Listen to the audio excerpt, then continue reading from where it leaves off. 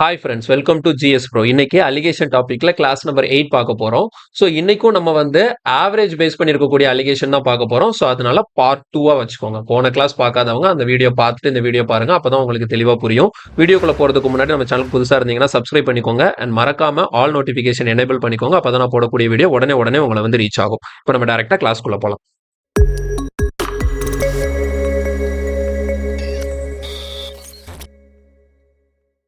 Okay, இன்னைக்கான first question பாருங்க. The average age of 120 students in a group is 13.56 years. 35% of the students are girls and the rest are boys. If the ratio of the average age of boys and girls is 6:5, then what is the average age of the girls? CGL Tier 2 2019ல கேட்ட question. சரி, இந்த question நம்ம approach பண்றதுக்கு நமக்கு என்ன கொடுத்துருக்காங்கன்னா, முதல் 120 student இருக்காங்களா, டோட்டலா 120 ஸ்டூடெண்ட் இருக்காங்க. அந்த 120 ஸ்டூடெண்ட்கான ஆவரேஜ் வந்து 13.56 இருக்கு. இதுல 35% ஆஃப் த ஸ்டூடெண்ட்ஸ் வந்து கேர்ள்ஸா, ரெஸ்ட் வந்து பாய்ஸா. அப்போ கேர்ள்ஸ் வந்து 35%, பேலன்ஸ் 65% வந்து பாய்ஸ் இருப்பாங்க. இது வந்து பாய்ஸ் கேர்ள்ஸ்க்கான ரேஷியோ, அதாவது நம்பர் ஆஃப் அப்சர்வேஷன். இப்ப அடுத்து என்ன கொடுத்திருக்காங்கன்னா, the ratio of the average age of boys and girls வந்து எப்படி இருக்குன்னா 6:5 இருக்கு. அப்ப நம்ம அலிகேஷன் எழுதும் போது எப்படி எழுதுவோம்? இங்க வந்து பாய்ஸ் கேர்ள்ஸ்னு ரெண்டு குரூப்பா பிரிஞ்சிருக்காங்களா. சோ பாய்ஸ் கேர்ள்ஸ், இந்த பாய்ஸ்க்கான ஆவரேஜ் இங்க எழுதணும், கேர்ள்ஸ்க்கான ஆவரேஜ் இங்க எழுதணும். ஆனா அது ரெண்டுமே தெரியாது. எனக்கு தெரியும், ஆனா அந்த ரெண்டு ஆவரேஜுக்கும் ரேஷியோ தெரியும். பாய்ஸ்க்கும் கேர்ள்ஸ்க்கும் ஆவரேஜ் என்ன ரேஷியோல இருக்கு? 6:5 இருக்கு. இப்போ நம்ம பாய்ஸோட ஆவரேஜ் 6x வச்சுப்போம், கேர்ள்ஸோட ஆவரேஜ் 5x வச்சுப்போம். ஓகே, ஓவரால் ஆவரேஜ் எவ்வளவு கொடுத்துருக்காங்க? 13.56 கொடுத்துருக்காங்க. ஓகே, ஸோ இப்படிதான் நம்ம அலிகேஷன் ஃபார்ம் பண்ணோம். இப்போ இந்த மாதிரி அலிகேஷன் ஃபார்ம் பண்ணியாச்சு. கீழே வந்து நம்பர் ஆஃப் அப்சர்வேஷன், பாய்ஸ் எவ்வளவு பேர் இருக்காங்க, கேர்ள்ஸ் எவ்வளவு பேர் இருக்காங்கன்னு சொல்லிட்டு எழுதணும். இந்த கொஸ்டின் எனக்கு இந்த 120 அப்படிங்கிற டேட்டா தேவையே கிடையாது. புரியுதா? எனக்கு இந்த 120ங்கிற டேட்டா தேவையில்ல. ஏன் தேவையில்ல அப்படின்னா, எனக்கு சொல்லிட்டாங்க மொத்தம் 35% கேர்ள்ஸ் இருக்கிறாங்களா. அப்ப கேர்ள்ஸ்ல இந்த பக்கம் நான் 35 போட்டுக்கிறேன். அப்போ 65 வந்து நம்ம பாய்ஸ்க்கு போட்டுக்கலாம். இதை வச்சு என்னால கேர்ள்ஸுக்கும் பாய்ஸ்க்கும் ரேஷியோ எடுத்துட முடியும். பாருங்க, 5 டேபிள்ல கேன்சல் பண்ணும்போது என்ன வரும்? 1 5s are 5, 13 5s are 15 வரும். இங்க 7 5s are 35. அப்போ இங்க பாய்ஸும் கேர்ள்ஸும் வந்து 13:7 அப்படிங்கிற ரேஷியோல இருக்கிறாங்க. மேல எனக்கு 6x 5x இருக்கு. ஓகேங்களா? அப்ப இந்த மாதிரி கொஸ்டின் வரும்போது நான் என்ன பண்ண சொல்லியிருக்கேன், நீங்க வந்து டிஃபரன்ஸ் பார்த்து எழுதிட்டு கிராஸ் மல்டிப்ளை பண்ணி பண்ணிக்கணும். அந்த மாதிரி பண்ணீங்கன்னா இந்த கொஸ்டின் ஈஸியா இருக்கும். நான் என்ன பண்ண போறேன்னு பாருங்க. ஆக்சுவலா வந்து இங்க 13.56 இருக்கு, மேல 6x இருக்கு, 5x இருக்கு. அப்ப 6x தான் பெருசா இருக்கும் 5x விட. அப்போ இந்த பெரிய நம்பர் 6x வந்து 13.56 விட பெருசா இருக்கும். அதே நேரத்துல இந்த 13.56 வந்து இந்த 5x விட சின்னதா இருக்கும். அப்ப நீங்க இந்த இடத்துல, ஓகேங்களா, இந்த இடத்துல எப்படி வேல்யூ எழுதுவீங்க அப்படின்னா 13.56 மைனஸ் 5x. அதே மாதிரி ரைட் சைடு நீங்க எழுதும் போது என்ன பண்ணுவீங்கன்னா 6x மைனஸ் 13.56 எழுதுவீங்க. ஈக்குவல் டு ரேஷியோ எப்படி வருது? 13/7 வருது. ஸோ இந்த இடத்துல கொஞ்சம் கால்குலேஷன் வந்து நமக்கு ஹெவியா தான் இருக்குது. ஸோ சிஜிஎல் டயர் 2 அப்படிங்கிறதுனால நம்ம அதை ஒன்றும் பண்ண முடியாது. ஓகேங்களா?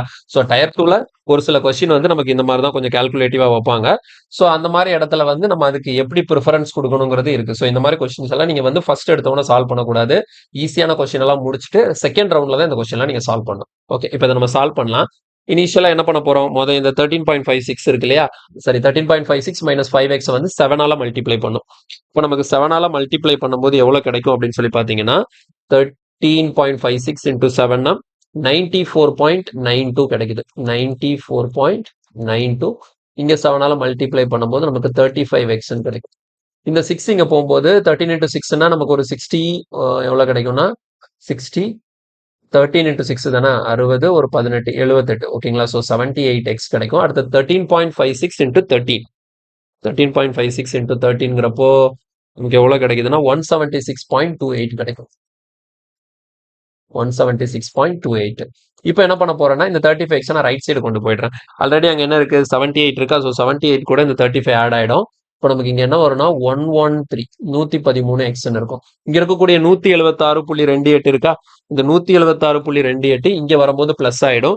இங்க ஆல்ரெடி என்ன இருக்கு? 94.92 இருக்கு. இப்போ இதை ஆட் பண்ணும்போது இங்க எனக்கு எவ்வளவு கிடைக்குதுன்னா 271.2 கிடைக்கும்.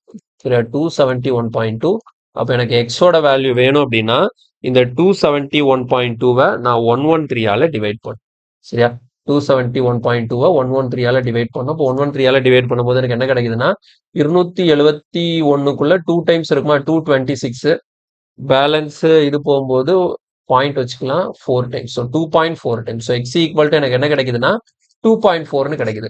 ஸோ எக்ஸ் எனக்கு 2.4 கிடைச்சிருச்சு. அவங்க கேட்ட கேள்வி என்னன்னா what is the average age of the girls கேட்டிருந்தாங்க. அப்ப இந்த இருக்க கேர்ள்ஸோட ஆவரேஜ் ஏஜ் தான் என்னன்னு வச்சிருக்கோம் 5xன்னு வச்சிருக்கோம். அப்போ 5 into 2.4 நமக்கு எவ்வளவு கிடைக்கும்? Answer is 12. ஸோ கொஸ்டின்கான ஆன்சர் ஆப்ஷன் ஏ 12. கிளியரா? கொஸ்டின்கான ஆன்சர் வந்து ஆப்ஷன் ஏ 12 நமக்கு கிடைக்குது. கிளியரா? ஸோ ரொம்ப சிம்பிளான ஒரு கொஸ்டின் தான். கொஞ்சம் இந்த இடத்துல மல்டிப்ளிகேஷன் மட்டும் ஹெவியா இருக்கு. ஏன்னா அதுக்கு ஏத்தாப்புல அவங்க வந்து அந்த மாதிரி வேல்யூஸ் கொடுத்துருக்கிறதுனால இது கொஞ்சம் ஹெவியா தெரியுது. டயர் 2 கொஸ்டின்ங்கிறதுனால இது நம்ம வந்து நெக்லெக்ட் பண்ண முடியாது. சால்வ் பண்ணி தான் ஆகணும். அடுத்த கேள்வி பாருங்க. In class of 80 student ratio of the urban to the rural is 5:3. மொத்தம் 80 ஸ்டூடெண்ட் இருக்கிறாங்க. அதுல அர்பன் ரூரல் அவங்களோட பாப்புலேஷன் வந்து 5:3ன்னு சொல்லியிருக்கு.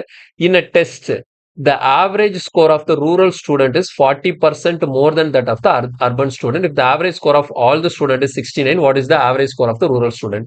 அப்ப இந்த கேள்வியிலையுமே எனக்கு என்ன தேவையில்ல, இந்த 80ங்கிற டேட்டா தேவையே இல்லை. இது இல்லாம இந்த கொஸ்டின் எல்லாம் சால்வ் பண்ண முடியும். அர்பன்ல ரூரல்ல இருக்கக்கூடிய ஸ்டூடெண்ட்ஸ்க்கான ரேஷியோ அவங்க 5:3 கொடுத்துருக்காங்க. ஓகேவா? அப்ப இங்க 2 கேட்டகரியா பிரிக்கிறாங்க. ஒன்னு அர்பன், இன்னொன்னு ரூரல். அப்ப அர்பன்கான ஆவரேஜ், ரூரல்கான ஆவரேஜ் எழுதணும். அந்த ஆவரேஜ் கண்டுபிடிக்கிறது தான் என்ன சொல்லியிருக்காங்கன்னா the average score of the rural student வந்து எப்படி இருக்குன்னா 40% more than that of the urban student. அப்ப நான் இங்க தனியா எழுதுறேன் பாருங்க. ரூரல் ஸ்டூடெண்டோட ஆவரேஜ், அர்பன் ஸ்டூடெண்டோட ஆவரேஜ். ரூரல் ஸ்டூடெண்டோட ஆவரேஜ் எப்படி இருக்குன்னா 40% மோரா இருக்குமா அர்பனை விட. அப்ப அர்பனுக்கு நீங்க 100ன்னு எடுத்தீங்கன்னா இங்க ரேஷியோ படி 140 வரும். ஸோ சிம்பிளிஃபை பண்ணும்போது என்ன வருது? 7:5. அப்போ அர்பன், ரூரல் அண்ட் அர்பன் இவங்க 2 பேருக்குமான ஆவரேஜுக்கான ரேஷியோ தான் 7:5னா அர்பனுக்கு நீங்க அர்பனுக்கு இங்க 5ல இருக்கு. அர்பனுக்கு நீங்க 5xன்னு எடுத்துக்கோங்க. புரியுதா? அர்பனோட ஆவரேஜை வந்து நம்ம 5xன்னு எடுத்துக்கலாம். ரூரலோட ஆவரேஜை வந்து நம்ம 7xன்னு எடுத்துக்கலாம். ஸோ இங்க 5x போட்டுக்கோங்க, இங்க 7x போட்டுக்கோங்க. சென்டர்ல ஓவராலா கம்பைன் பண்ணி ஆவரேஜ் எவ்வளவு இருக்கு? 69 இருக்கு. அதே மாதிரி இங்க எனக்கு ரேஷியோ எவ்வளவு கொடுத்துட்டாங்க? 5:3ங்கிறத அவங்க தெளிவா கொடுத்துட்டாங்க. ஃபைனல் ரேஷியோ வந்து 5:3ன்னு சொல்லி இருக்கு. சரி, ஓகே. இப்போ வழக்கம் போல நம்ம சால்வ் பண்ணோம். இங்க 5xங்கிறது சின்ன நம்பர், 7xங்கிறது பெரிய நம்பர். அப்ப 69 7x விட சின்னதா இருக்கும், 5x விட பெருசா இருக்கும். அப்ப இங்க லெஃப்ட் சைடு வரக்கூடிய வேல்யூ எழுதுறதுக்கு நான் என்ன பண்ணுவேன்? இந்த 7x கண்டிப்பா 69 விட பெருசா தானே இருக்கும். So 7x minus 69 divided by இங்க 69 minus 5x. ஸோ இதுல கால்குலேஷன் ஒன்றும் பெருசா இருக்க போறதுல ஈஸியா தான் இருக்க போகுது. பாருங்க, இங்க 3ஆல மல்டிப்ளை பண்ணும்போது என்ன வரும்? 21x மைனஸ் 69 into 3னா ஒரு 180 ஒரு 27. ஸோ 207 கிடைக்கும். ஈக்குவல் டு இங்க 69 into 5ங்கிறப்போ ஒரு 300 ஒரு 45. So 345 minus 5 5s are 25x. Okay. இப்போ அடுத்த ஸ்டெப்ல இந்த -25 இங்க வரும்போது இங்க ஆல்ரெடி ஒரு 21 இருக்கு. 21 plus 25 என்னென்ன ஆயிடும்? 46xன்னு சொல்லிட்டு மாறிடும். இந்த 207 அங்க ஆட் ஆகும்போது என்ன ஆகும்னா, ஸோ 7 plus 5 5க்கு 2 போட்டுக்கலாம். பேலன்ஸ் 1னா 5. So 3 plus 2 5. So 46x equal to 552ன்னு இருக்கு. அப்போ எக்ஸோட வேல்யூ வேணும்னா நீங்க 46ஆல கேன்சல் பண்ணும். அப்போ 55க்குள்ள ஒரு 46 இருக்குமா? அடுத்த பேலன்ஸ் 9. அப்போ 12 times. So x equal to 12ன்னு கிடைச்சிருச்சு. நமக்கு கேட்ட கேள்வி என்ன? ரூரல் ஸ்டூடெண்டோட ஆவரேஜ் என்னன்னு சொல்லி கேட்கறாங்க. தான் இருக்கு. ஸோ 7xன்னு இருக்கு. அப்போ 7 into 12னா ஆன்சர் என்ன? அப்போ 84. ஸோ கொஸ்டின்கான ஆன்சர் ஆப்ஷன் டி 84 நமக்கு கிடைக்குது. கிளியரா? கொஸ்டின்கான ஆன்சர் வந்து ஆப்ஷன் டி 84 கிடைக்குது. கிளியரா? Next question. கீழே பாருங்க, the number of student in section A and B of the class are 40 and 52 respectively. ஓகேங்களா? 2 செக்ஷன் இருக்கு, A செக்ஷன் B செக்ஷன் சொல்லிட்டு. இந்த 2 செக்ஷன்ல இருக்கக்கூடிய ஸ்டூடெண்ட்ஸ் வந்து 40 52ன்னு இருக்கிறாங்க. The average score in mathematics of all the students is 75. If the average score of the student in A is 20% more than of the students more than that of students in B, then what is the average score of students in B அப்படின்னு சொல்லி question கேட்கறாங்க. So இதுவுமே நம்ம already பார்த்ததுதான். So இந்த question வந்து உங்களுக்கு practice, இதை வந்து சால்வ் பண்ணி பாருங்க. ஆல்ரெடி இதே மாடல் வந்து நம்ம நிறைய டிஸ்கஸ் பண்ணிட்டோம். அதனால இந்த கொஸ்டினை ப்ராக்டிஸ் பண்ணி பாருங்க. ஆன்சர் வந்து இதுக்கு நான் கொடுத்துறேன். இந்த கொஸ்டினுக்கான ஆன்சர் என்ன வரும் அப்படின்னு சொல்லி பார்த்தீங்கன்னா 69 கிடைக்கும். சரியா? ஆப்ஷன் டி 69 சால்வ் பண்ணி ஆன்சர் கரெக்டா இருக்கான்னு சொல்லிட்டு செக் பண்ணிக்கோங்க. அடுத்த கொஸ்டின். ஓகே, அடுத்த கொஸ்டின் பாருங்க. The average score in mathematics of 90 students of section A and B of class 9 was 63. அப்போ கிளாஸ் 9ல 2 செக்ஷன் இருக்கு, ஏபின்னு சொல்லிட்டு. இந்த 2 செக்ஷனுக்கும் சேர்த்து டோட்டலா 90 ஸ்டூடெண்ட் இருக்கிறாங்க. இந்த 90 ஸ்டூடெண்ட்கான ஆவரேஜ் தான் இவ்வளவு 63ன்னு சொல்லியாச்சு. The number of students in A were 10 more than more than those in B. அப்போ ஏ செக்ஷன்ல இருக்கக்கூடிய நம்பர் ஆஃப் ஸ்டூடெண்ட் பி செக்ஷன்ல இருக்கக்கூடிய நம்பர் ஆஃப் ஸ்டூடெண்ட்டை விட 10 ஜாஸ்தி இருப்பாங்களாம். அப்போ இதுல இருந்து என்ன தெரியுது அப்படின்னா, ஒரு விஷயம் நீங்க யோசிச்சு பாருங்களேன். இப்போ செக்ஷன் ஏல, சரியா, செக்ஷன் ஏல நம்பர் ஆஃப் ஸ்டூடெண்ட் என்ன இந்த இடத்துல எடுக்கக்கூடியது நம்பர் ஆஃப் ஸ்டூடெண்ட் எடுத்துக்கிறேன். செக்ஷன் ஏல இருக்கக்கூடிய நம்பர் ஆஃப் ஸ்டூடெண்ட், அதே மாதிரி செக்ஷன் பில இருக்கக்கூடிய நம்பர் ஆஃப் ஸ்டூடெண்ட் எப்படி கொடுத்துருக்காங்க, ஏல பியை விட 10 ஜாஸ்தி இருக்கும். அப்ப நான் என்ன பண்றேன், பில இருக்கக்கூடிய நம்பர் ஆஃப் ஸ்டூடெண்ட் எக்ஸ்னு வச்சுக்கிறேன். அப்ப ஏல எவ்வளவு பேர் இருப்பாங்க, எக்ஸ் பிளஸ் 10. ஆனா இவங்க ரெண்டு பேருக்குமான டோட்டல் எவ்வளவு வருது, 2x பிளஸ் 10 வருது. இதோட வேல்யூ தான் என்னன்னு சொல்லியிருக்காங்க, மொத்தம் 90 பேர் இருக்காங்களா. இப்போ இதை சிம்பிளிஃபை பண்ணும்போது என்ன வரும், 2x equal to 80, then x equal to 40. So ஒரு விஷயம் எனக்கு கிளியரா தெரியுது, செக்ஷன் ஏல 40 பேர் இருக்காங்க, சரி செக்ஷன் பில 40 பேர் இருக்கிறாங்க, அப்ப செக்ஷன் ஏல 50 பேர் இருக்கிறாங்க. இப்ப கிளியரா வந்துருச்சா, எப்படி வந்திருக்கு பாருங்க. ஏ செக்ஷன்ல பி செக்ஷனை விட 10 பேர் ஜாஸ்தி இருக்கணும். இங்க 40, இங்க 50. ஆனா டோட்டல் எவ்வளவு இருக்கணும், 90 இருக்கணும். ஸோ 50 பிளஸ் 40 எவ்வளவு வந்துருச்சு, 90. ஸோ இந்த மாதிரி நான் என்ன பண்ணிட்டேன், அப்ப ஏ செக்ஷன்ல எவ்வளவு ஸ்டூடெண்ட் இருக்கிறாங்க, பி செக்ஷன்ல எவ்வளவு ஸ்டூடெண்ட் இருக்கிறாங்கிறத கண்டுபிடிச்சிட்டேன். இப்போ அதுக்கப்புறம் அவங்க என்ன கொடுத்துருக்காங்கன்னா, ஆவரேஜ் பத்தி பேசுறாங்க. ஏ கிளாஸ்ல இருக்கக்கூடிய அந்த ஸ்டூடெண்டோட ஆவரேஜ் ஸ்கோர் வந்து பி கிளாஸ்ல இருக்கக்கூடிய ஸ்டூடெண்டோட ஆவரேஜ் ஸ்கோரை விட 30% ஜாஸ்தி இருக்கும். இப்போ இந்த இடத்துல பாருங்க, நான் ரேஷியோ எழுதுறேன். எதுக்குன்னா ஏ கிளாஸோட ஆவரேஜ் பி கிளாஸோட ஆவரேஜுக்கு எழுதுறேன். எப்படி சொல்லியிருக்காங்க, ஏ கிளாஸ்ல பி கிளாஸை விட 30% மோரா. அப்போ அங்கே 100 எடுத்தா இங்கே 113 எடுக்கணும். அப்போ ஏ கிளாஸ்லயும் பி கிளாஸ்லயும் ஆவரேஜ் வந்து 13:10ங்கிற ரேஷியோல இருக்கு. அப்போ நான் இங்கே வந்து இப்போ அலிகேஷன் எழுதுறேன், ஏபி. ஓகேவா. ஸோ ஏ கிளாஸோட ஆவரேஜ் எவ்வளோன்னு எடுத்துக்கணும், 13x எடுத்துக்கணும். பி கிளாஸோட ஆவரேஜ் என்ன எடுத்துக்கணும், 10x எடுத்துக்கணும்.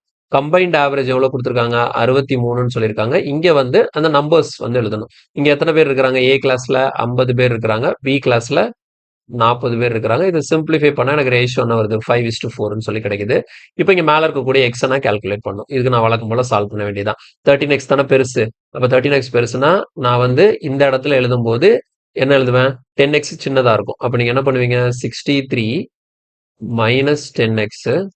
இங்க எழுதும் போது கண்டிப்பா 13x தான் பெருசா இருக்கும். So 13x minus 63 equal to எவ்வளோ, 5/4. ஸோ கிராஸ் மல்டிப்ளை பண்ணும்போது 63 இன்ட்டு 4னா ஒரு 240, 252 கிடைக்கும். 252 மைனஸ் 40x. இங்க 13 இன்ட்டு 5னா எவ்வளோ, 65x மைனஸ் 63 இன்ட்டு 5னா 60 இன்ட்டு 5னா ஒரு 300, 315 கிடைக்கும். சரியா. இப்போ அடுத்த ஸ்டெப்ல இந்த 40x அங்க போச்சுதுன்னா 105xன்னு வந்துடும். இந்த 315 இங்க வந்து வரும்போது இங்க ஆட் ஆகுமா, இப்போ இங்க ஆட் ஆகும்போது என்ன ஆகும், ஒரு 7, ஒரு 6, ஒரு 5. அடுத்து கேன்சல் பண்ணும்போது பாருங்க, இது ரெண்டு என்ன டேபிள்ல கேன்சல் ஆகும்னா, ஃபர்ஸ்ட் 3 டேபிள்ல கேன்சல் பண்ணி பார்க்கலாம். ஸோ சிம்பிளாவே பண்ணுவோம். 1 3s are 3, பேலன்ஸ் 2 26ன்னு இருக்கும். அப்போ 26ன்னு இருக்குன்னா 8 3s are 24, balance 2 9 3s are 27. இங்க நம்ம பண்ணும்போது என்ன வரும், 3 3s are 9, 5 3s are 50. இப்போ அடுத்தது 7 டேபிள்ல கேன்சல் பண்ணோம்னா 5 7s are 35, 2 7s are 14, 7 7s are 49 வரும். அப்போ எனக்கு எக்ஸோட வேல்யூ என்ன வருதுன்னா 27 டிவைடட் பை 5ன்னு கிடைக்குது. ஸோ இதுதான் எக்ஸோட வேல்யூ. நமக்கு தேவை என்ன, average score of student in B இருக்குல்ல, இதான் வேணும். ஸோ இங்க என்ன இருக்கு, 10xன்னு இருக்கா.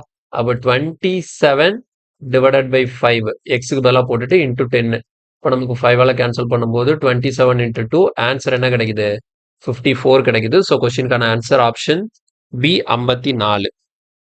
கொஸ்டினுக்கான ஆன்சர் வந்து ஆப்ஷன் பி 54 நமக்கு கிடைக்குது. கிளியரா. ஸோ ரொம்ப ரொம்ப முக்கியமான ஒரு கொஸ்டின் இது, 2020ல டயர் 2ல கேட்ட கொஸ்டின். கிளியரா. ஸோ கவனமா பார்த்துக்கோங்க. எல்லாமே ஒரே பேட்டர்ன் தான், சரியா. ஈஸியா தான் இருக்குது, கான்செப்ட்ல எதுவும் வித்தியாசமே கிடையாது. ஆனா ஒவ்வொரு கொஸ்டினும் எப்படி டிஃப்ரெண்டா நமக்கு அப்ரோச் பண்ண கொடுக்குறாங்கன்னு சொல்லிட்டு மட்டும் பார்த்துக்கணும். அடுத்த கேள்வி இல்ல பாருங்க, the total number of student in section A and B of class is 110. அப்ப 110ங்கிறது ஏலையும் பிலையும் இருக்கக்கூடிய total number of student. the number of student in section A is 10 more than that of section B. போன கொஸ்டின்ல கொடுத்த மாதிரியே கொடுத்துருக்காங்களா. அப்ப நான் என்ன பண்ணணும், ஏ கிளாஸ்ல எத்தனை பேர் இருக்காங்க, பி கிளாஸ்ல எத்தனை பேர் இருக்காங்கன்னு பார்க்கணும். அடுத்தது average score of the students in B in test is 20% more then that of student in A. அப்ப ஏ கிளாஸ்ல இருக்கக்கூடிய ஸ்டூடெண்டோட ஆவரேஜை விட பி கிளாஸ்ல இருக்கக்கூடிய ஸ்டூடெண்டோட ஆவரேஜ் வந்து 20% ஜாஸ்தி இருக்கு. If the average score of all the students in the class is 72. ஓகேங்களா. மொத்தமா ரெண்டு கிளாஸுக்கும் சேர்த்து கம்பைன்ட் ஆவரேஜ் பார்க்கும்போது 72 இருக்கான். அப்ப எனக்கு ஏ கிளாஸ்ல இருக்கக்கூடிய ஸ்டூடெண்டோட ஆவரேஜ் ஸ்கோர் என்னன்னு சொல்லி கொஸ்டின் கேட்கறாங்க. ஸோ இந்த கொஸ்டினும் உங்களுக்கு ப்ராக்டிஸ்க்காக கொடுக்கப்படுகிறது. சரியா. இதை சால்வ் பண்ணி ஆன்சர் என்னன்னு சொல்லிட்டு கமெண்ட்ல சொல்லுங்க. சரி, இதுக்கு நான் ஆன்சர் கொடுக்கல, இதை நீங்க சால்வ் பண்ணி ஆன்சர் என்ன வருதுன்னு சொல்லிட்டு கமெண்ட்ல மென்ஷன் பண்ணுங்க. அடுத்த கேள்வி. இதுல பாருங்க, the total number of students in class A and B is 96. The number of students in A is 40% more than that in B. The average weight of the student in B is 50% more than that of student in A. If the average weight of all the students in A and B taken together is 58 kg, then what is the average weight of the student in B? 2019 CHSL கேட்ட question. புரியுதா? So அலிகேஷன்ல வந்து question வந்து எப்படி அவங்க காம்ப்ளிகேஷனா கொண்டு போலாம்னு நினைக்கிறாங்கன்னு சொல்லிட்டு பாருங்க. ஆனா இது அந்த அளவுக்கு பெரிய காம்ப்ளிகேஷனான கொஸ்டின்லாம் இல்ல, ரொம்ப சிம்பிள் தான். நம்ம செய்யக்கூடிய விஷயம் வந்து என்ன அப்படின்னா, ஏழை பிழை சேர்த்து மொத்த ஸ்டூடெண்ட் வந்து 96 பேர் இருக்கிறாங்க. அதுல ஏல இருக்கக்கூடிய ஸ்டூடெண்ட்ஸோட நம்பர் வந்து பில இருக்கக்கூடிய ஸ்டூடெண்டோட நம்பர்ஸை விட 40% மோரா. இப்போ நான் என்ன பண்ண போறேன்னா, நம்பர் ஆஃப் ஸ்டூடெண்ட்டை ஃபர்ஸ்ட் சால்வ் பண்ணி கண்டுபிடிக்கிறோம். பாருங்க, நம்பர் ஆஃப் ஸ்டூடெண்ட் இந்த டேட்டாவை எப்படி எடுக்கிறதுன்னு சொல்லிட்டு பார்ப்போம். அப்போ நம்பர் ஆஃப் ஸ்டூடெண்ட்னு சொல்லி பார்க்கும்போது ஏபி, ஓகேங்களா, ஏலையும் பிலையும் எவ்வளவு ஸ்டூடெண்ட் இருக்காங்கன்னு சொல்லிட்டு எடுக்கும்போது என்ன சொல்லியிருக்காங்க, ஏல 40% மோரா பியை விட. இப்போ பிக்கு நீங்க 100ன்னு எடுத்துக்கணும், ஏக்கு வந்து 140ன்னு எடுத்துக்கணும். இப்போ சிம்பிளிஃபை பண்ணா ரேஷியோ என்ன வருது, 7:5. ஓகேவா? அப்ப 7ங்கிறது ஏல இருக்கக்கூடிய நம்பர் ஆஃப் ஸ்டூடெண்ட், 5ங்கிறது பில இருக்கக்கூடிய நம்பர் ஆஃப் ஸ்டூடெண்ட். அப்ப டோட்டலா எவ்வளவு வருது, 7 + 5 12ன்னு வருது. அப்ப 12 தான் நமக்கு எவ்வளவுன்னு கொடுத்துருக்காங்க, 96ன்னு கொடுத்துருக்காங்க. அப்போ 1 யூனிட்ங்கிறது எனக்கு எவ்வளோ, 8. 1 யூனிட் 8 அப்படிங்கிறதுனால எனக்கு ஏல வந்து 7 8s are 56 ஸ்டூடெண்ட் இருக்கிறாங்க, பில வந்து 5 8s are 40 ஸ்டூடெண்ட் இருக்கிறாங்க. அப்ப நம்பர் ஆஃப் ஸ்டூடெண்ட் ஏல 56 பேர் இருக்கிறாங்க, பில 40 பேர் இருக்கிறாங்கிற ஒரு கன்க்ளூஷனுக்கு நான் வந்துட்டேன். ஓகேவா?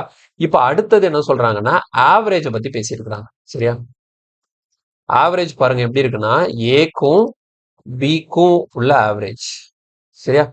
எப்படி இருக்குதுன்னா, the average weight of student in B 50% more than A. இப்ப இங்க நீங்க வந்து A 100ன்னு எடுக்கணும், B என்னன்னு எடுக்கணும், 150ன்னு எடுக்கணும். இப்ப ரேஷியோ எவ்வளவு வருது, 2:3. அப்ப ஏபி இந்த ரெண்டு குரூப்புக்குமான ஆவரேஜ்க்கான ரேஷியோ தான் 2:3. இப்ப நம்ம அலிகேஷன் எழுதலாம், ஏ பி. இப்போ ஏக்கான ஆவரேஜ் என்னன்னு எடுக்கணும், 2xன்னு எடுக்கணும். பிக்கான ஆவரேஜ் என்னன்னு எடுக்கணும், 3xன்னு எடுக்கணும். ரெண்டையும் கம்பைன் பண்ணி ஆவரேஜ் என்ன எடுக்கணும், 58 kg எடுக்கணும். ரேஷியோ எப்படி இருக்கு, 56 40. இப்போ இங்க 56:40. அவ்வளவுதாங்க, முடிஞ்சது. இதுக்கப்புறம் நம்ம வழக்கம் போல நம்ம சால்வ் பண்ணுவோம் இல்லையா, அதே பேட்டர்ல நீங்க சால்வ் பண்ணி எக்ஸை கண்டுபிடிச்சிட்டீங்கன்னா உங்களுக்கு ஏ கிளாஸ்ல ஆவரேஜ் வெயிட் என்ன, பி கிளாஸ்ல ஆவரேஜ் வெயிட் என்னங்கிறது ஈஸியா தெரிஞ்சும். சரியா? ஸோ இதுக்கப்புறம் நீங்க வந்து கண்டினியூ பண்ணிக்கோங்க. சரியா? ஸோ கொஸ்டினை இதுக்கப்புறம் நீங்க கண்டினியூ பண்ணிக்கோங்க. இந்த கொஸ்டினுக்கு நான் ஆன்சர் கொடுத்துறேன். சரியா? இந்த கொஸ்டினுக்கான ஆன்சர் வந்து நமக்கு என்ன கிடைக்கும் அப்படின்னு பாத்தீங்கன்னா, 72 kg is the correct answer. So கொஸ்டினுக்கான ஆன்சர் வந்து ஆப்ஷன் ஏ 72 கிடைக்கும். அடுத்த கேள்வி. There are 96 students in a class, out of which the number of girls is 40% more than that of the boys. The average score in mathematics of boys is 40% more than the average score of girls. If the average score in mathematics of all the students is 63, then what is the average score of the girls in mathematics? So இதுவும் practice தான். சரியா? இந்த கொஸ்டினும் practice பண்ணி பாருங்க. Already நம்ம எடுத்த மாடல்ல தான் இருக்கு. ஸோ அதனால அதில் டைம் வேஸ்ட் பண்ண தேவையில்ல. இந்த கொஸ்டினுக்கு ஆன்சர் என்ன வருதுன்னு சொல்லிட்டு சால்வ் பண்ணிட்டு நமக்கு கமெண்ட்ல சொல்லணும். சரியா? இதை சால்வ் பண்ணி ஆன்சர் என்ன வருதுன்னு சொல்லிட்டு கமெண்ட் பண்ணுங்க. நெக்ஸ்ட் இல்ல பாருங்க, in a class the number of girls is 60% more than the number of boys. So இதை வச்சு நம்ம ரேஷியோ எழுதிடலாம். கேர்ள்ஸ் வந்து பாய்ஸை விட 60% ஜாஸ்தி இருப்பாங்களாம். the average weight of the boys வந்து எப்படி இருப்பாங்கன்னா 2.6 kg more than that of the girls. அதாவது பாய்ஸோட ஆவரேஜ் வெயிட் வந்து கேர்ள்ஸோட ஆவரேஜ் வெயிட்டை விட 2.6 கிலோகிராம் ஜாஸ்தி இருக்குமா. The average weight of all the boys and girls வந்து 50 kg. Then find the weight of the girls. சரி, ஓகே. இப்போ இதை நான் எப்படி அப்ரோச் பண்றேன்னு பாருங்க. பாய்ஸ் கேர்ள்ஸ்னு ரெண்டு செக்ஷனா பிரிக்கிறோமா, ரெண்டு குரூப்பா பிரிக்கிறோம், பாய்ஸ் கேர்ள்ஸ்னு சொல்லிட்டு. என்ன சொல்லிட்டாங்க first, the average weight of the boys is 2.6 kg more then that of girls. அப்ப இந்த இடத்துல ஆவரேஜ் பாய்ஸுக்கும் தெரியாது கேர்ள்ஸுக்கும் தெரியாது. ஆனா பாய்ஸோட ஆவரேஜ் எப்படி இருக்குமா, கேர்ள்ஸோட ஆவரேஜை விட 2.6 கூட இருக்குமா. அப்போ நான் கேர்ள்ஸோட ஆவரேஜ் எக்ஸ்ன்னு எடுத்துக்கிறேன்.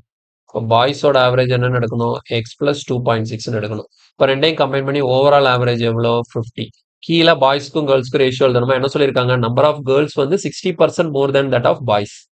நீங்க பாய்ஸ்க்கு 100 போட்டீங்கன்னா கேர்ள்ஸ்க்கு என்ன போடணுங்க, 160 போடணும். அப்ப எனக்கு ரேஷியோ எவ்வளவு கிடைக்கும், 5:8 கிடைக்கும்.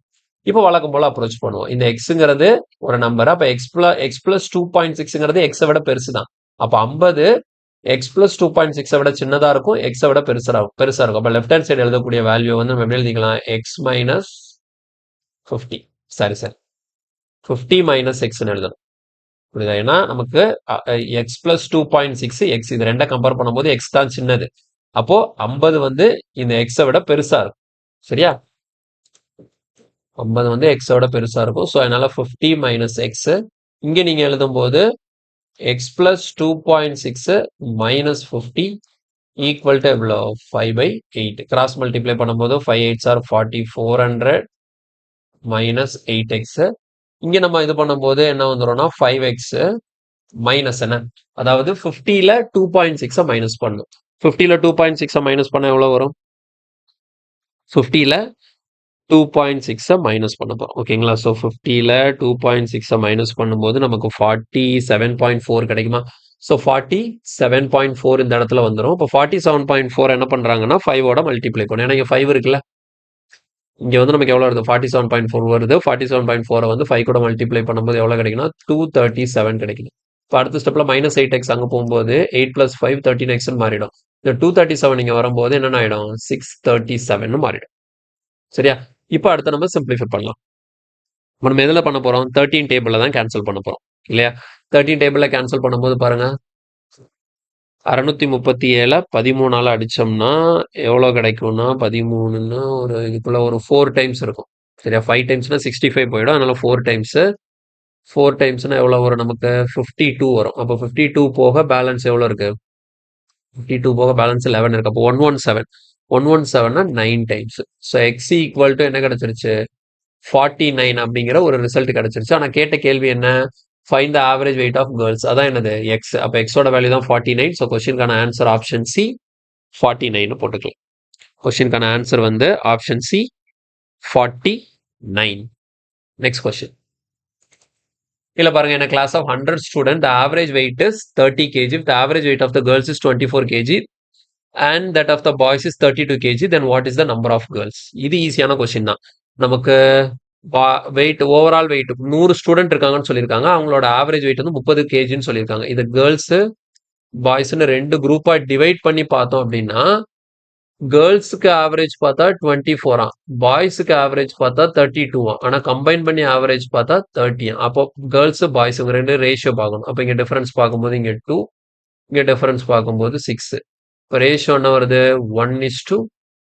அப்போ கேர்ள்ஸும் பாய்ஸும் 1:3ங்கிற ரேஷியோல இருக்காங்க. அப்போ ரேஷியோ படி டோட்டல் எவ்வளோ? 4. 4 தான் 100 அப்படின்னா நம்பர் ஆஃப் கேர்ள்ஸ் கேட்குறாங்க. கேர்ள்ஸ்னா லெஃப்ட் ஹேண்ட் சைடு. அப்போ 1 யூனிட் எவ்வளோங்கிறத நீங்க கால்குலேட் பண்ணா போதும். So answer is 25. Option A. Option A. அடுத்த கொஸ்டின். இல்ல பாருங்க, Rita buys 5 saree at an average cost of 2250. If she buys 3 more sarees at an average cost of rupees 2750, what will be the average of all the sarees she buys? அப்ப இங்க எப்படின்னா மொத்தமா அவங்க வாங்கின சாரியை 2 செட்டா பிரிக்கிறாங்க. ஒன்னு 5 சாரி உள்ள ஒரு செட்டு, அடுத்த 3 சாரி உள்ள செட்டு. சரியா? சோ இந்த பக்கம் 5 சாரி, இந்த பக்கம் 3 சாரி. ஓகேவா? சோ 5 சாரிக்கான ஆவரேஜ் எவ்வளவுன்னா 2250. அடுத்த 3 சாரிக்கான ஆவரேஜ் எவ்வளவு அப்படின்னா 2750. சரியா? இப்போ ஓவரால் ஆவரேஜ் என்னங்கிறத நம்ம கண்டுபிடிக்கணும். ஓகேவா? கீழே வந்து நம்பர் ஆஃப் அப்சர்வேஷன். நீங்க 5 சாரி, இங்க என்னது 3 சாரி. ஸோ 5:3. இதுக்கப்புறம் நமக்கு தெரியும், நீங்க கண்டினியூ பண்ணிக்கோங்க. ஓகேவா? ஸோ இதுக்கப்புறம் நீங்க ப்ராக்டிஸ் பண்ணி பார்த்துக்கோங்க. ஸோ கொஸ்டினுக்கான ஆன்சர் வந்து நான் கொடுத்துட்றேன். இந்த கொஸ்டினுக்கான ஆன்சர் வந்து ஆப்ஷன் ஏ கிடைக்கும். சால்வ் பண்ணிட்டு ஏ கரெக்டா வருதான்னு சொல்லிட்டு செக் பண்ணி பாருங்க. ஓகே, அடுத்த கொஸ்டின் பாருங்க. Average run per wicket of a bowler is 11.5. In his next innings, bowler took 5 wickets and considered 40 runs. Thereby, he reduced his bowling average by 0.5. Find the total number of wickets அப்படின்னு சொல்லி question கேட்குறாங்க. ஆக்சுவலா வந்து இது bowling average base பண்ணது. இதுலயே நம்மளால allegation எழுத முடியும். ஸோ இது எழுதுறதுக்கு முன்னாடி பவுலிங் ஆவரேஜ்னா என்னங்கிறத நம்ம தெரிஞ்சுக்கணும். இதை பத்தின டீடைல்டான இது வந்து நம்மளோட ஆவரேஜ் இருக்கு இல்லையா, ஆவரேஜ் டாபிக்கோட பிளேலிஸ்ட் வந்து நம்ம சேனல்ல இருக்குது. அதை போயிட்டு நீங்க பாத்தீங்கன்னா அதுல வந்து இதை தெளிவா நான் சொல்லி கொடுத்துருப்பேன். இப்ப இருந்தாலும் ஜஸ்ட் அதை ஒருக்கா நம்ம ரீகால் பண்ணிப்போம். ஆக்சுவலா நார்மலா பவுலிங் ஆவரேஜ் வந்து எப்படி கால்குலேட் பண்ணணும் அப்படின்னு சொல்லி பாத்தீங்கன்னா, இப்ப ஆக்சுவலா வந்து ஒரு பிளேயர் இருக்கிறாருன்னு வச்சுப்போம், ஒரு கிரிக்கெட் பிளேயர் இருக்கிறாரு. அவர் இப்ப வரைக்கும் ஓகேங்களா? அவர் எத்தனை இன்னிங்ஸ்னாலும் விளையாண்டுக்கிட்டும். அதனால ப்ராப்ளம் இல்ல. இதுல நம்பர் ஆஃப் இன்னிங்ஸ் வந்து அஃபெக்ட் ஆக போறது கிடையாது. என்ன நமக்கு தேவை அப்படின்னு பார்த்தீங்கன்னா, அவர் மொத்தமா எவ்வளோ ரன்ஸ் இதுவரைக்கும் குடுத்திருக்கிறார். Total runs conceded. ஓகே. ஒரு பவுலர் வந்து இதுவரைக்கும் அவர் விளையாண்ட எல்லா மேட்ச்லயும், எல்லா இன்னிங்ஸ்லயும் சேர்த்து மொத்தமா அவர் குடுத்த ரன்கள் எவ்வளோ? டிவைடட் பை அவர் எடுத்த டோட்டல் விக்கெட்ஸ் எவ்வளோ? சரியா? இது 2யும் நம்ம டிவைட் பண்ணும்போது நமக்கு வந்து அவரோட பவுலிங் ஆவரேஜ் கிடைக்கும். புரியுதா? சோ இதுல நம்பர் ஆஃப் இன்னிங்ஸ் மேட்டர் கிடையாது. ஓகேங்களா? So number of innings matter கிடையாது. இதுல வந்து அவர் குடுக்கக்கூடிய ரன்களும், அவர் எடுக்கக்கூடிய விக்கெட்டுகளும் தான் இந்த பவுலிங் ஆவரேஜை கால்குலேட் பண்றதுக்கு நமக்கு யூஸ் ஆகுது. அப்ப இந்த பவுலிங் ஆவரேஜ் வச்சு எழுதும்போது இவங்க என்ன சொல்லியிருக்காங்க? ஆல்ரெடி அந்த பவுலருக்கு வந்து 11.5ன்னு சொல்லிட்டு பவுலிங் ஆவரேஜ் இருக்கு. அதாவது ஆவரேஜ் ரன் பர் விக்கெட் அப்படின்னு சொல்றாங்களா, இதுதான் பவுலிங் ஆவரேஜ்னு சொல்றோம். ஆல்ரெடி அவருக்கான பவுலிங் ஆவரேஜ் வந்து 11.5ன்னு சொல்லிட்டு இருக்கு. இப்ப அடுத்த இன்னிங்ஸ் அவர் விளையாடுறாரு. அடுத்த நெக்ஸ்ட் இன்னிங்ஸ் அவர் விளையாடுறாரு. அந்த நெக்ஸ்ட் இன்னிங்ஸ்ல அவர் கொடுத்த ரன் எவ்வளவு அப்படின்னு சொல்லி பாத்தீங்கன்னா 40 ரன்ஸ் 5 விக்கெட் எடுத்திருக்கிறாரு. 40 ரன் கொடுத்து 5 விக்கெட் எடுக்கிறாரு. இப்போ இதுவரைக்கும் அவர் எடுத்த ஆவரேஜையும் இப்போ இந்த இன்னிங்ஸ்ல அவர் எடுத்த விக்கெட்ஸ் அண்ட் கொடுத்த ரன் இருக்கு இல்லையா, இது எல்லாத்தையும் கம்பைன் பண்ணி இப்ப இந்த கடைசி இன்னிங்ஸ், இந்த கடைசியா விளையாண்டுருக்கிறாருல 40 ரன் கொடுத்தாரு, இதையும் சேர்த்து மொத்தமா அவருக்கு ஆவரேஜ் பார்க்கும்போது அவரோட பவுலிங் ஆவரேஜ் வந்து 0.5 குறைஞ்சிருக்கு. அப்ப ஆல்ரெடி பவுலிங் ஆவரேஜ் எவ்வளவு இருந்தது? 11.5 இருந்தது. இப்ப அவரோட பவுலிங் ஆவரேஜ் வந்து 0.5 குறைஞ்சி இப்ப 11 மாறிடுச்சு. இப்ப இதுல இருந்து நமக்கு கிளியரா என்ன தெரியுது அப்படின்னு சொல்லிட்டு பாத்தீங்கன்னா, இந்த கடைசி இன்னிங்ஸ் விளையாடுறதுக்கு முன்னாடி வரைக்கும் அவருக்கான ஆவரேஜ் எவ்வளவு இருந்தது? 11.5. புரியுதா? கடைசி இன்னிங்ஸ் விளையாடுற வரைக்கும், கடைசி இன்னிங்ஸ் விளையாடுறதுக்கு முன்னாடி வரைக்கும் அவருக்கான ஆவரேஜ் எவ்வளவு இருந்திருக்கு? 11.5 இருந்திருக்கு. இது ஓகேவா? இது வந்து கடைசி இன்னிங்ஸ் விளையாடுறதுக்கு முன்னாடி உள்ள மத்த எல்லா இன்னிங்ஸ்க்குமான ஆவரேஜ். இப்ப இந்த பக்கம் நான் என்ன பண்ண போறேன்னா, இது கூட எது வந்து சேரப்போகுது? இந்த கடைசி இன்னிங்ஸ் வந்து சேரப்போகுதுல்ல. அப்ப அந்த கடைசி இன்னிங்ஸ்ல அவரோட பவுலிங் ஆவரேஜ் என்னன்னு சொல்லிட்டு பார்க்கணும். கடைசி இன்னிங்ஸ்ல அந்த லாஸ்ட் இன்னிங்ஸை மட்டும் எடுத்துக்கோங்க. நார்மலா பவுலிங் ஆவரேஜ் எப்படி கால்குலேட் பண்ணணும்னு சொல்லியிருக்கேன்? டோட்டல் எவ்வளவு ரன் கொடுத்தாரு டிவைடட் பை டோட்டல் விக்கெட்ஸ் போட சொல்லியிருக்கேன். அப்போ இந்த லாஸ்ட் இன்னிங்ஸ்ல மட்டும் 40 ரன் கொடுத்து 5 விக்கெட் எடுத்திருக்காரு. அப்ப அதுல மட்டும் அவருக்கு ஆவரேஜ் எவ்வளவு வரும்னு பாருங்க. 40/5 எவ்வளவு வருது? 8. இந்த 8ங்கிறது கடைசி அவர் விளையாண்டார்ல அந்த மேட்ச்ல அவரோட ஆவரேஜ். புரியுதா? 11.5ங்கிறது இதுவரைக்கும் அவர் விளையாண்ட எல்லா மேட்ச், எல்லா இன்னிங்ஸுக்கும் சேர்த்து மொத்த ஆவரேஜ். இந்த 8ங்கிறது இப்ப கடைசியா விளையாண்ட மேட்சோட ஆவரேஜ். இது 2யும் சேர்த்து மிக்ஸ் பண்ணி பார்க்கும்போது அவரோட ஆவரேஜ் எவ்வளவு இருக்கான்? இதுல இருந்து 0.5 குறைஞ்சு 11 இருக்கான். அவ்வளவுதாங்க முடிஞ்சு. இப்ப நான் ரேஷியோ போட்டுடலாம். பாருங்க ரேஷியோ எவ்வளவு வருதுன்னு சொல்லிட்டு பாருங்க. இங்க 8:11 இருக்கா? டிஃபரன்ஸ் எவ்வளவு வரும்? 3. இங்க 11.5, இங்க 11 இருக்கா? டிஃபரன்ஸ் என்ன வரும்? 0.5. அப்ப இங்க 0.5 6னா கேன்சல் பண்ணும்போது எவ்வளவு வரும்? 6:1ன்னு வரும். சரியா? இப்ப இங்க எனக்கு கிடைச்ச ரேஷியோ என்ன அப்படின்னு சொல்லிட்டு பாத்தீங்கன்னா, எப்பவுமே நான் சொல்லியிருக்கேன், ஆவரேஜ் வச்சு இந்த இருக்குல்ல, இந்த ஆவரேஜ் எல்லாம் வச்சு நீங்க வந்து அலிகேஷன் எழுதும் போது லாஸ்ட் உங்களுக்கு கிடைக்கக்கூடிய ரேஷியோ வந்து நம்பர் ஆஃப் அப்சர்வேஷனா தான் இருக்கும். அது ஏன் நம்பர் ஆஃப் அப்சர்வேஷனா இருக்குன்னா, நார்மலா ஆவரேஜுக்கான ஃபார்முலா என்ன? Average equal to sum of observation divided by number of observation தான் நம்ம படிச்சிருக்கோம் இல்லையா? Sum of observation divided by number of observation. அப்ப கீழே கிடக்கக்கூடிய இந்த ரேஷியோங்கிறது எதுக்கான ரேஷியோ நம்ம சொல்லியிருக்கோம்? இங்க டினாமினேட்டர்ல இருக்கக்கூடிய இந்த நம்பர் ஆஃப் அப்சர்வேஷனுக்கான ரேஷியோ. அப்போ இங்க எனக்கு பவுலிங் ஆவரேஜ் எழுதும் போது நான் எப்படி எழுதுறேன்? Total run consider divided by total விக்கெட்டா? அப்ப எனக்கு இங்க கிடைக்கக்கூடிய ரேஷியோ வந்து எதுக்கான ரேஷியோவா இருக்கும்? அவர் எடுத்த விக்கெட்டுக்கான ரேஷியோ. அது என்ன விக்கெட்டு? இந்த கடைசி இன்னிங்ஸ்க்கு முன்னாடி வரைக்கும் அவர் எவ்வளவு விக்கெட் எடுத்தாரு? இந்த கடைசி இன்னிங்ஸ்ல மட்டும் அவர் எவ்வளவு விக்கெட் எடுத்தாரு? ஏன்னா இங்க மேல இருக்கக்கூடிய ஆவரேஜ் என்னது? கடைசி இன்னிங்ஸ்க்கு முன்னாடி உள்ள எல்லா இன்னிங்ஸ்க்குமான ஆவரேஜ். அப்ப இந்த 6 யூனிட்ஸ்ங்கிறது கடைசி இன்னிங்ஸ்க்கு முன்னாடி இருக்கக்கூடிய எல்லா இன்னிங்ஸ்லயும் சேர்த்து அவர் எடுத்த மொத்த விக்கெட்டுக்கான அந்த ரேஷியோ வேல்யூ. இந்த 8ங்கிறது கடைசியா அவர் விளையாண்ட அந்த இன்னிங்ஸ்ல அவர் எடுத்த ஆவரேஜ். ஓகேவா? அப்போ இந்த 1ங்கிறது எதை மீன் பண்ணுது? அந்த கடைசி இன்னிங்ஸ்ல மட்டும் அவர் எடுத்த விக்கெட் எவ்வளவு? நமக்கு என்ன தெரியும்? கடைசி இன்னிங்ஸ்ல அவர் எவ்வளவு விக்கெட் எடுத்திருக்காருன்னு கொடுத்திருக்காங்க? 5 விக்கெட். அப்ப இந்த இடத்துல 1 இருக்கா? சோ அந்த 1 யூனிட் தான் நமக்கு 5 விக்கெட்ஸ். புரியுதா? 1 யூனிட் தான் எனக்கு 5 விக்கெட்னா அவங்க என்ன கேக்குறாங்க? Find the total number of wickets. அவர் மொத்தமா ஓவராலா எத்தனை விக்கெட் எடுத்திருக்காருன்னு சொல்லி கொஸ்டின் கேக்குறாங்க. அப்ப இந்த இடத்துல ஓவராலா அவர் எடுத்த விக்கெட் என்னன்னு சொல்லிட்டு நம்ம கண்டுபிடிக்கணும் அப்படின்னு சொல்லிட்டு பாத்தீங்கன்னா, என்னது? இதுக்கு முன்னாடி விளையாண்ட இன்னிங்ஸ், இந்த இன்னிங்ஸ் எல்லாம் சேர்த்து மொத்த விக்கெட். அப்ப இந்த 6 எவ்வளவுன்னு சொல்லி பாத்தீங்கன்னா, கடைசி இன்னிங்ஸ் விளையாடுறதுக்கு முன்னாடி வரைக்கும் அவர் எவ்வளவு எடுத்தாருன்னு சொல்லிட்டு கிடைக்கும். ஃபார் எக்ஸாம்பிள் பாருங்களேன், நான் 6 எவ்வளவுன்னு சொல்லிட்டு கால்குலேட் பண்ண எனக்கு எவ்வளவு? 1 யூனிட் தான் 5 விக்கெட்னா 6 யூனிட்னா எவ்வளவு? 30 விக்கெட்ஸ். ஓகேவா? சோ 30 விக்கெட் ஆன்சர் போடக்கூடாது. 30 விக்கெட்டுங்கிறது என்னன்னா, இந்த லாஸ்ட் இன்னிங்ஸ் விளையாடுறதுக்கு முன்னாடி வரைக்கும் அவர் 30 விக்கெட் எடுத்திருந்திருக்கிறாரு. இப்போ இந்த இன்னிங்ஸ்ல ஒரு 5 விக்கெட் எடுக்கிறாரு. அப்போ 30 + 5 answer எவ்வளவுன்னா 35 wicket.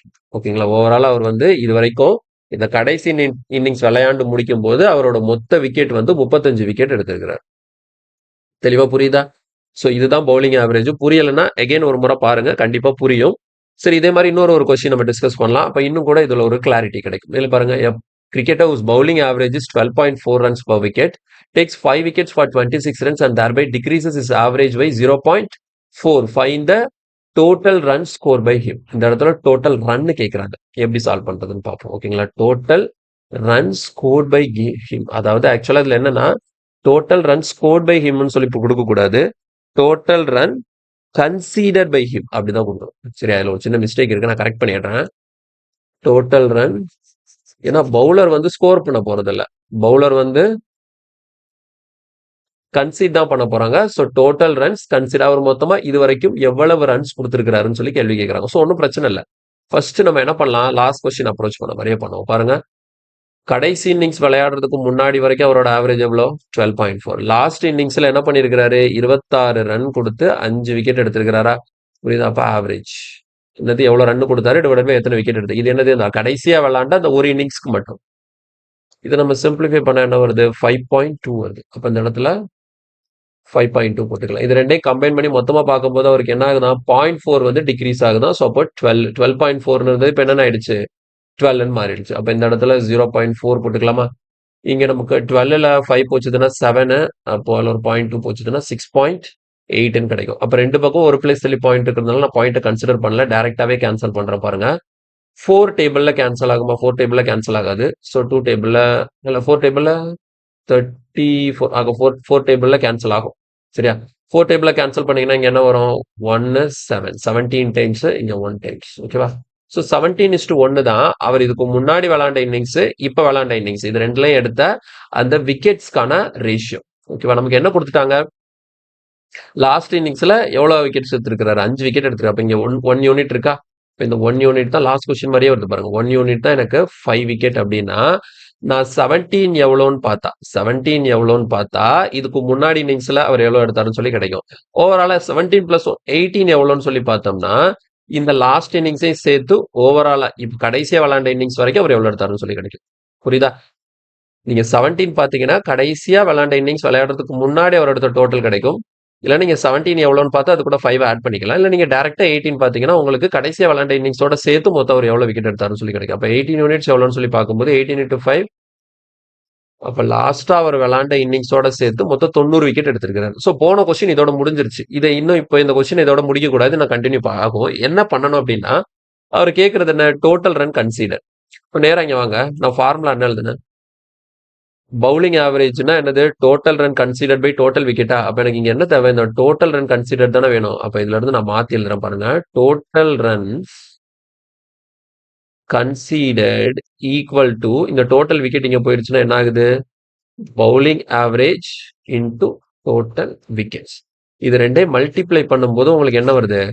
Total run consider கிடைக்குது. அப்ப நமக்கு இங்க தேவை என்ன? டோட்டல் ரன் கன்சிடர் தானே தேவை. அப்ப பாருங்க, டோட்டலா எவ்வளோ ரன்ஸ் கன்சிடர் பண்ணியிருக்கிறாரு அப்படின்னா, நான் என்ன பண்ணணும்? அவரோட பவுலிங் ஆவரேஜ் எவ்வளோன்னு சொல்லி பார்க்கணும். அதாவது லாஸ்டா எல்லா இன்னிங்ஸும் விளாண்டு முடிச்சதுக்கு அப்புறம் அவ்வளோ பவுலிங் ஆவரேஜ் எவ்வளோ இருந்திருக்கு? 12 இருந்திருக்கு. 12 தானே, ஃபர்ஸ்ட் 12.4 இருந்தது. இந்த இன்னிங்ஸ் விளாண்டதுக்கு அப்புறம் 12 ஆயிடுச்சு. ஓகேவா? ஸோ கடைசி இன்னிங்ஸ் விளாண்டு முடிச்சதுக்கு அப்புறம் அவரோட பவுலிங் ஆவரேஜ் 12. அந்த கடைசி இன்னிங்ஸ் விளாண்டு முடிச்ச உடனே அவரோட டோட்டல் விக்கெட்ஸ் எவ்வளோ இருக்கு? 90. ஸோ ரெண்டையும் மல்டிப்ளை பண்ணும்போது அவர் கொடுத்த டோட்டல் ரன்ஸ் எவ்வளோன்னு சொல்லிட்டு எனக்கு கிடைச்சிடும். ஓகேவா? ஸோ 12 into 9 அப்படின்னு சொல்லி பார்க்கும்போது 1080. ஓகேவா? So 12 into 90 1080. கொஸ்டின்கான ஆன்சர் ஆப்ஷன் டி. ஸோ ரெண்டுமே ரொம்ப ரொம்ப இம்பார்ட்டன்டான கொஸ்டின்ஸ். பவுலிங் ஆவரேஜ் வச்சு, பவுலிங் ஆவரேஜ் நீங்க தெளிவா பார்க்கணும். ஏதாவது ஒரு இடத்துல கொஸ்டினை கொஞ்சம் காம்ப்ளிகேட் பண்ணணும்னா இந்த பவுலிங் ஆவரேஜ் கேட்டு வச்சிருவாங்க. சரியா? கஷ்டமே கிடையாது, ரொம்ப ஈஸி தான். நார்மல் ஆவரேஜ் கான்செப்ட் தான். ஆனா என்ன, கம்பேர் டு மற்ற ஆவரேஜ் மாதிரி இல்லாம இதோட ஃபார்முலா வந்து கொஞ்சம் டிஃப்ரெண்டா இருக்கு. Total run consider divided by total wickets. இது மட்டும் தான் டிஃபரன்ஸ் தானே தவிர மற்றபடி அப்ரோச் எல்லாமே சேம் தான். கிளியரா? ஸோ இது ரெண்டு தெளிவா பார்த்துக்கோங்க. சரி, இதோட நமக்கு ஆவரேஜ் பேஸ் பண்ண கொஸ்டின் நம்ம முடிச்சிட்டோம். இது தவிர ஒரு சில மிஸ்லேனியஸ் கொஸ்டின்ஸ் இருக்கு, அதை நம்ம அடுத்த கிளாஸ்ல டிஸ்கஸ் பண்ணலாம். ஓகேங்களா? ஸோ இன்னைக்கு பார்த்த கொஸ்டின்ஸ் எல்லாமே உங்களுக்கு புரிஞ்சிருக்கும் நான் நம்புறேன். ஏதாவது டவுட் இருந்ததுன்னா கமெண்ட்ல சொல்லுங்க. வீடியோ பிடிச்சிருந்தா லைக் பண்ணுங்க, ஃப்ரெண்ட்ஸ் எல்லாருக்கும் ஷேர் பண்ணுங்க, மறக்காம நம்ம சேனலுக்கு சப்ஸ்கிரைப் பண்ணுங்க. அண்ட் நம்மளோட GS bro Android application download பண்ணிக்கோங்க. அதுல உங்களுக்கு நிறைய கிளாஸ் நோட்ஸ் வந்து ஃப்ரீ அவைலபிளா இருக்கு, நீங்க டவுன்லோட் பண்ணி யூஸ் பண்ணிக்கலாம். ஓகே, அடுத்த கிளாஸ்ல மீட் பண்றேன். தேங்க்யூ.